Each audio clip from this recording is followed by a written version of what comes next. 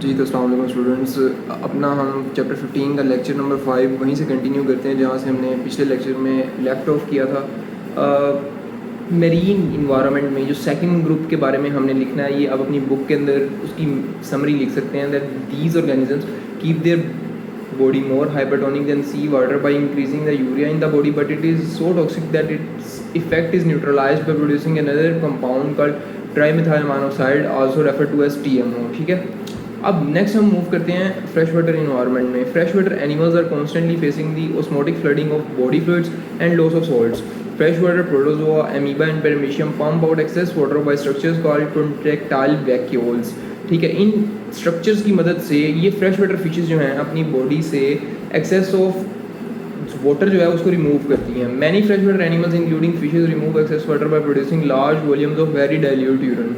अब देखें dilute urine से मुराद क्या है कि डाइल्यूट यूरिन ऐसा यूरिन है जिसके अंदर वाटर कंसनट्रेशन बहुत ज़्यादा है और सॉल्ट कंसनट्रेशन बहुत कम है। The loss of salt is compensated bye preference of salt containing food. अब सॉल्ट तो थोड़ा ही लूज़ हो रहा है, लेकिन उस कमी को भी कंपनसेट करने के लिए क्या करती हैं ये फ्रेश वाटर फिशेस कि प्रेफरेंस देती हैं सॉल्ट कंटेनिंग फूड को, पहली बात। And by active uptake of salts by gills and skin. ठीक है, प्रीवियस लेक्चर में हमने पढ़ा था कि ये जो फिशेस थी ये अपनी बॉडी से एक्सेस सॉल्ट्स को गिल्स से एक्सक्रीट करती थी। क्या मैंने कहा, दोबारा आसान लफ्ज़ों में समझ लेंगे।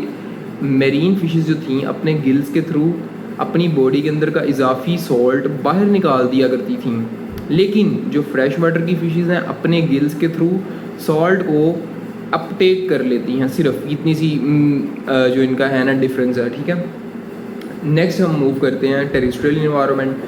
The evaporative loss of water leading to dehydration is major problem for terrestrial life. ठीक है, इसको मैं आपको उर्दू में बेसिकली समझाना स्टार्ट करता हूँ कंप्लीट कि टेरेस्ट्रियल लाइफ जो हम अपनी मीज़ोफाइट्स में मैंने आपको एक दफ़ा बताया था कि जो हमारी इन्वायरमेंट है उसे टेरेस्ट्रियल इन्वायरमेंट ज़्यादातर कहते हैं। ठीक है, arthropods and vertebrates have successfully adapted to terrestrial mode of life. Arthropods क्या होते हैं, अगर आप गौर करें तो ये फ्रॉग्स हैं। ठीक है, वर्टिब्रेट्स तमाम बाकी किस्म के जो वर्टिब्रा कंटेनिंग एनिमल्स है। ठीक है, terrestrial animals are covered by body surface which prevents loss of water as the waxy exoskeleton of insects. जैसे कि आप देखेंगे वैक्सी एक्सोस्केलेटन ऑफ इंसेक्ट्स किसका होता है कि जो आंट है, आंट के ऊपर जो उसकी लेयर है थोड़ी शाइनी होती है। वो किस वजह से शाइनिंग होती है कि उसके ऊपर वैक्स होती है।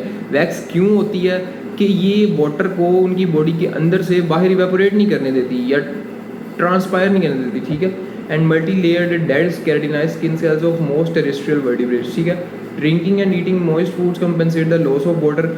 यानी कि आप देखते हैं डॉग्स के अंदर आपने हमेशा देखा होगा कि उनको पैंटिंग का एक फिनोमिना जो है वो अकर होता है। पैंटिंग के अंदर क्या होता है कि डॉग्स की टंग के थ्रू उनका जो सारा स्वेट है वो बाहर आता है। डॉग्स की कंप्लीट बॉडी सरफेस से जो वाटर है वो स्वेटिंग की फॉर्म में लूज नहीं होता। ठीक है, ये एक अलग कॉन्सेप्ट है।